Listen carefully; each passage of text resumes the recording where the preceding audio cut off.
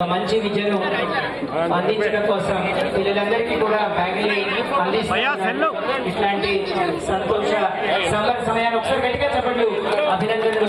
ఎందుకంటే ఏ సంచిలో మనమంతా మోసుకొని వెళ్ళి పుస్తకాలను నిక్షిప్తం చేశామో ఆ సంచి నుంచి మెదడు అనే సంచి లోపలికి విద్య వెళ్ళాలి అనే ఉద్దేశమే ఇక్కడ వారి ఉద్దేశం. అట్లాంటి ఉద్దేశంతో ఇప్పుడు వారికి పిల్లలకి బ్యాగులన్నింటినీ కూడా అందించినారు. 200 బ్యాగుల్ని ఇక్కడ పిల్లలకి అందించడం విశేషంగా భావిస్తూ ఆ బ్యాగులని ఒక కార్పొరేట్ హోదాలో ఉన్నారు. నువ్వే ముందుకు పోతున్నావు. దయచేసి మిగతా వాళ్ళందరూ కూర్చో. చుప్పదండి శాసనసభ్యుడు గారికి, గౌరవనీయులు చుప్పదండి మాజీ శాసనసభ్యులు సోదరులు రవిశంకర్ గారికి, మా మామగారు ఈ గ్రామ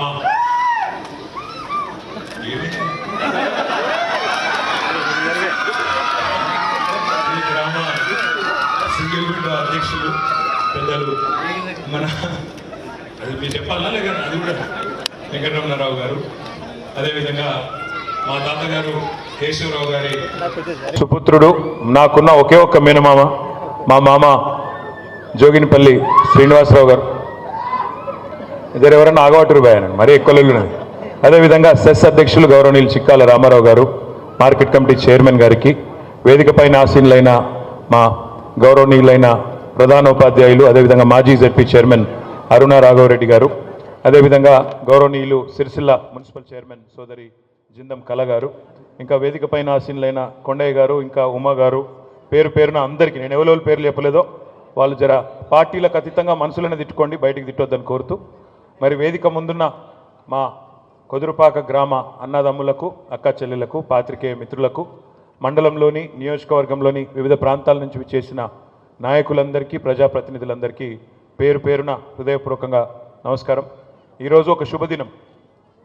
చిట్యాల ఐలమ్మ గారి జయంతి సందర్భంగా ఈరోజు ఇప్పుడే అక్కడ నివాళులు అర్పించి సిరిసిల్లలో ఇక్కడికి రావడం జరిగింది. ముందుగా నేను తమ్ముడు ఎమ్మెల్యే గారికి హృదయపూర్వకంగా ధన్యవాదాలు తెలియజేస్తా ఉన్నా, సత్యం గారికి. ఎందుకంటే నిజానికి ఈ కార్యక్రమం పోయిన నెలలనే పెట్టుకోవాలి మేము, కానీ అప్పుడు కుదరలేదు తమ్మి అంటే, పర్వాలేదన్నా మీరు దగ్గరుండి కట్టించినారు, మీ తాతగారి పేరు మీద కట్టించినారు, మీ అమ్మమ్మ పేరు మీద కట్టించినారు, కాబట్టి నీకు పర్సనల్ సెంటిమెంట్ ఉంటుంది, నీకు టైం కుదిరినప్పుడు పెట్టుకుంటా, నాకేం ఇబ్బంది లేదని చెప్పి సహకరించి పెద్ద మనసుతోని ఈరోజు చాలా గౌరవించినందుకు తమ్ముడు మేడిపల్లి సత్యం గారికి హృదయపూర్వకంగా ధన్యవాదాలు. సత్యం కూడా మావాడే, మీకు తెలియదు ఇక్కడ వాళ్ళకి, కానీ మా ఆయన కూడా మావాడే, మా కొరట్లపేట సత్యంది, కాబట్టి నా కాన్స్టిట్యున్సీ ఓటరు, కాబట్టి మీకు తెలియకపోవచ్చు, కానీ అందుకే తమ్ముడు అంటున్నా.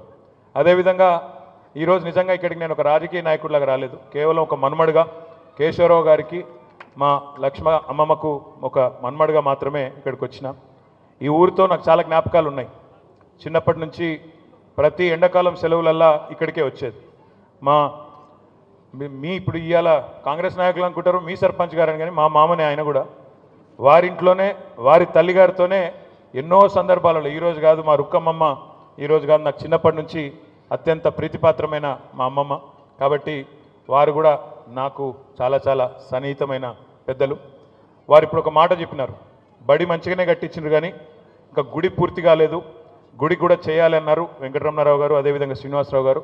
తప్పకుండా దాన్ని పూర్తి చేసి మళ్ళీ ఇదే పద్ధతిలో రాజకీయాలకు అతీతంగా అందరం కలిసి వచ్చి కొదురుపాక గ్రామానికి ఆ గుడిని కూడా అంకితం చేస్తామని చెప్పి కూడా తెలియజేస్తూ, మరి ఈరోజు నిజంగా చాలా సంతోషంగా ఎందుకుంది అంటే, నాకు ఆ వాగు దాటుతుంటే ఎన్నో జ్ఞాపకాలు గుర్తొస్తూ ఉండే.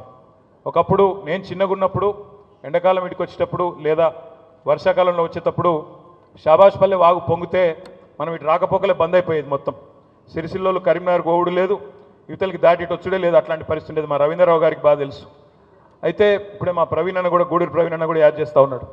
అయితే చిన్నప్పుడు గుర్తుంది ఏంటంటే, వాగు పెద్దగా పొంగనప్పుడు, తక్కువ ఉన్నప్పుడు మాత్రం ఆ ప్యాంటు పైకి మడత పెట్టి ఆయన తనకెళ్ళి నీళ్ళకెళ్ళి దాటుకుంటూ వస్తుంటే, లేదంటే ఏదైనా బండి ఉంటే ఆ బండి మీద కూర్చొని ఆయన దాటుకుంటూ వచ్చేవాళ్ళం. వచ్చిన తర్వాత కొదురుపాక స్టేజ్ మీదకి వచ్చినాక అప్పుడు ఇక్కడ రిక్షాలే ఉండేది, ఇప్పుడంటే ఆటోలు బాగా అయిపోయినాయి, కానీ అప్పుడు రిక్షాలే ఉండేది. ఆ రిక్షాలు ఎక్కి లోపల సుభాష్ దాకా పోయి ఆడ ఇంటికాడ దిగేది. ఇప్పుడే మా అనంతరాముల అంకుల్ కూడా కనబడ్డాడు, ఎక్కడున్నాడు కరెక్ట్గా మా అమ్మమ్మ ఇంటి ఎదురుగానే అనంతరాములు సేటు వాళ్ళ ఇల్లు ఉంటుండే. ఇంకా అందులోకి వెళ్ళి బిస్కెట్ పూడలు తెచ్చుకున్నాడు. ఎడునో హలో అంకుల్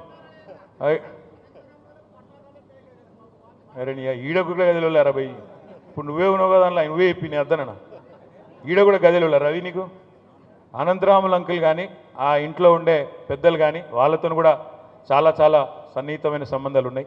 కొదురుపాక గ్రామానికి నిజానికి తర్వాత మునిగిపోతుంది ఊరు, మిడిమానేరులో పోతుందంటే అందరికంటే ఎక్కువ బాధపడ్డ వాళ్ళలో నేను కూడా ఉన్నా. ఎందుకు అంటే మా నాయనమ్మ ఊరేమో పైన అప్పర్ మానేరులో మునిగిపోయింది. నాయనమ్మ గారి ఊరు పైన ఈరోజు అప్పర్ మానేరు ఎక్కడైతున్నదో దానిలో పోసాన్పల్లి అనే ఊరు కామారెడ్డి తాలూకా కిందికి వస్తుంది. అది ఎప్పుడో 1940s మునిగిపోయింది. తర్వాత లోవర్ మానేరు కట్టినప్పుడు మా ఇంకొక అమ్మమ్మ ఊరు వచ్చనూరు అది పోయింది. మళ్ళీ తర్వాత మిడ్ మానేరు కట్టేటప్పుడు మా అమ్మమ్మ ఊరు కొదురుపాక ఇటు పోయింది. కాబట్టి 3 మానేరు డ్యాములు ఉంటే upper Maneru dam, lower Maneru dam, mid Maneru dam మా 3 ఇండ్లు పోయినాయి. అందులో నాయనమ్మ ఊరు పోయింది, ఇంట్లో అమ్మమ్మ ఊరు పోయింది, అందులో ఇంకొక అమ్మమ్మ ఊరు వచ్చనూరులా అది కూడా పోయింది. కాబట్టి నిర్వాసితుల బాధలు మా తమ్ముడు రవీందర్ చెప్పిండు, నాకు అర్థమైంది. నిర్వాసితుల బాధలు ఇంకా చాలా కష్టాలు ఉండవచ్చు కాక, కానీ తప్పకుండా వాటిని పరిష్కారం మా శాయశక్తులు మేము చేసినాం. ఏమైనా మిగిలిపోయి ఉంటే, ఏమైనా ఇంకా కూడా దొరకని వాళ్ళు ఎవరైనా ఉంటే తప్పకుండా వారికి మరి మీ ఎమ్మెల్యే గారు నేను కూడా కలిసి అవసరమైతే ప్రభుత్వంలో ఉండే పెద్దలతో మాట్లాడి న్యాయం చేయించే ప్రయత్నం చేస్తామని చెప్పి కూడా తెలియజేస్తూ మళ్ళీ ఒక్కసారి అమ్మమ్మ ఊరికి తిరిగి వచ్చినందుకు చాలా సంతోషంగా ఉంది.